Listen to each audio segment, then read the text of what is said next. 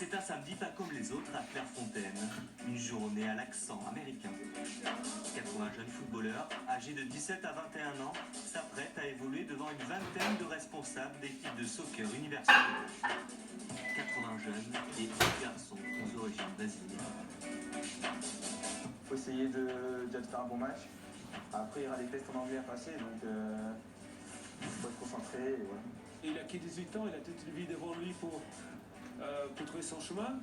C'est son choix, c'est pas le mien. Ça, on a discuté, c'est lui qui a décidé de faire ce match-là pour pouvoir avoir cette possibilité d'aller aux États-Unis, rentrer dans une université et pouvoir exprimer aussi au niveau du football.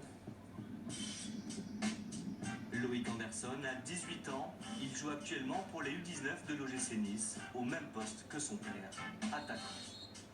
Il a 90 minutes pour convaincre Portland, Delaware ou encore Marshall University. De nombreux campus ont dépêché leurs meilleurs représentants à Clairefontaine. Le but, recruter certains de ces garçons, les faire progresser et les aider à intégrer la prestigieuse MLS.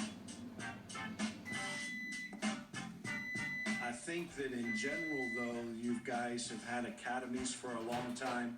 You have a professional approach to the game. The kids are solid technically, tactically, but I just think they've grown up with football as their lives. Where American kids, sometimes they play different sports, they have different interests.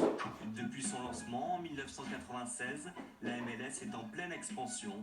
Aujourd'hui, 20 franchises composent la ligue. L'affluence moyenne dépasse les 19 000 spectateurs et le dernier appel d'offres a permis de tripler les droits de retransmission, soit 90 millions de dollars. En 5 ans, j'ai quand même remarqué qu'il y avait beaucoup plus de monde qui s'intéressait au foot. Surtout au niveau des académies, au niveau des jeunes.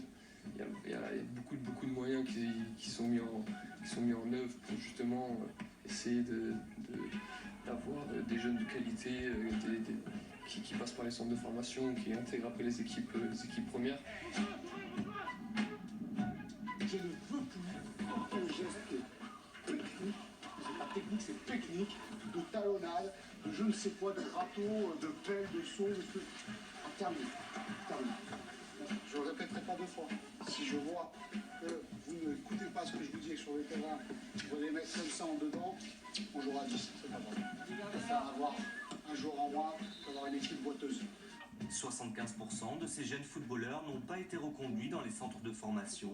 Cette journée de détection est comme une deuxième chance, une occasion de traverser l'Atlantique, de découvrir un autre monde. Les États-Unis, c'est un grand pays, c'est un pays qui fait rêver tout le monde. C'est un petit peu aussi le rêve américain. Si je te dis les États-Unis, tu penses à quoi? Je sais pas, la plage, le beau temps, les belles universités, campus.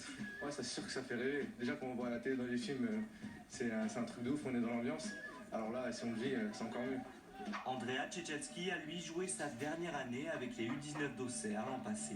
Il cherche désormais un club, mais aussi une nouvelle orientation professionnelle. Les États-Unis, déjà, c'est au niveau déjà scolaire, c'est très intéressant. Et puis, si en plus on peut allier le foot avec le scolaire au haut niveau, ça peut être vraiment intéressant. C'est des journées dont il faut qu'ils profitent. Parce que toute expérience est bonne à prendre. Après, j'espère le meilleur pour lui. J'espère simplement qu'il puisse aller étudier aux États-Unis. Tous ces garçons recevront une réponse définitive dans le courant du mois de mars. D'ici là, les coachs américains reverront les images, discuteront de leur choix, étudieront le dossier scolaire. Le recrutement a un coût. Les franchises prennent en charge une grande partie de la scolarité des futurs étudiants, des Français qui ne pensent actuellement qu'à une seule chose, revêtir un jour les couleurs d'une université américaine.